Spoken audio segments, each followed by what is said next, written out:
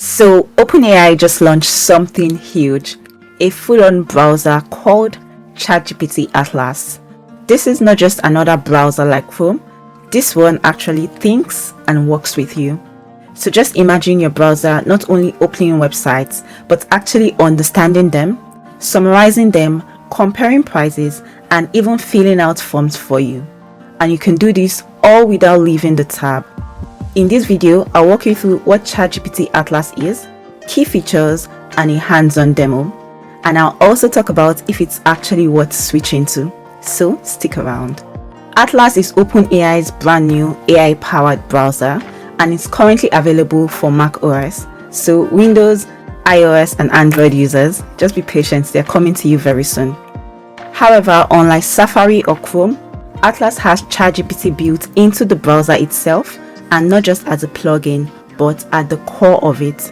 So that means that it understands the web page you're on, it remembers what you've done, and it can take actions on your behalf. Atlas comes with 3 big features. You have the sidebar ChatGPT to ask questions about the page that you're on. It has a memory, so the memory remembers the previous chats and the pages that you visited. It also comes with an agent mode, and this lets ChatGPT perform tasks for you like booking a trip and researching across multiple sites. So to download Atlas, go over to chatgpt.com/Atlas and you download the Mac OS version here.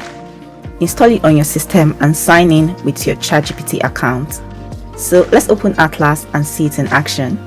At first glance, Atlas looks similar to other browsers. You have the tabs at the top, it's a clean design. But you also notice that there's a ChatGPT icon on the sidebar. So let's say I'm reading this article about electric vehicles. I can highlight this paragraph and simply ask it to summarize this in 2 sentences. So you notice that ChatGPT gives me a concise summary right beside the page, and I didn't need to copy and paste into ChatGPT. Now watch this. I can even ask it to compare this EV with the Tesla Model 3 specs. ChatGPT reads the article, searches the live context, and displays a comparison right here. And that is really wild. So this way, you're no longer jumping between tabs or Googling the same question twice. The browser is actually assisting you throughout the thought process. Atlas also has paste and rewrite abilities. So let's go over to Gmail and draft a message. I can type something casual like, "Hey, can we reschedule?" And then I highlight it and ask ChatGPT to make it more professional, which is what many of us do, right? So it rewrites it instantly, right within our email. So you're not copying text into chatgpt.com. ChatGPT is actually with you every step of the way when you're using this browser. And now we have the memory. So let's say I researched AI agents yesterday, and today when I open a new tab and type "show me my last session," Atlas remembers my last conversations and brings them back to me. So it's kind of like, having a workspace and you have all your memory saved in that workspace. This is really great for long-term learning because you don't have to start from scratch every single time. Now let's talk about the agent mode.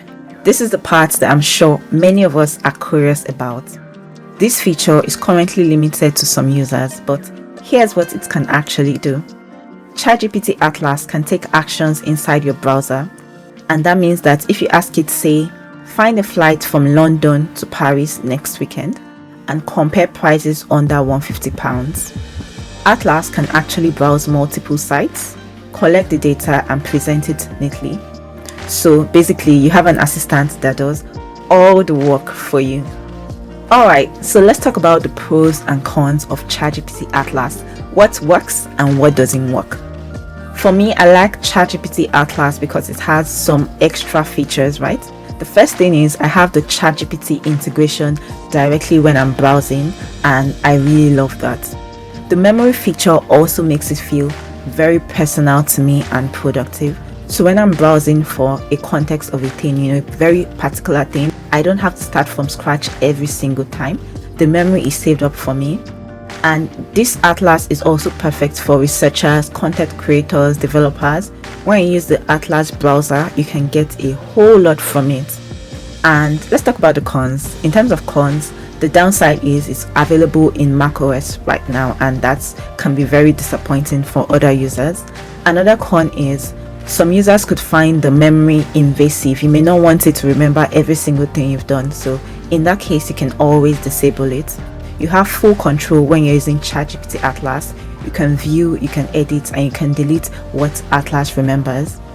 So I've been using Atlas for a day, and if you want to try it out, head over to chatgpt.com/Atlas, download it, install it, and sign in with your ChatGPT account. I'm honestly excited to see where this goes. So tell me, would you switch from Chrome or Safari to an AI-powered browser like this? Drop your thoughts in the comments below and I'll be replying them. Don't forget to like this video, comment, subscribe, and hit the bell notification so you don't miss follow-up videos. I'm Esther and I'll see you in the next one.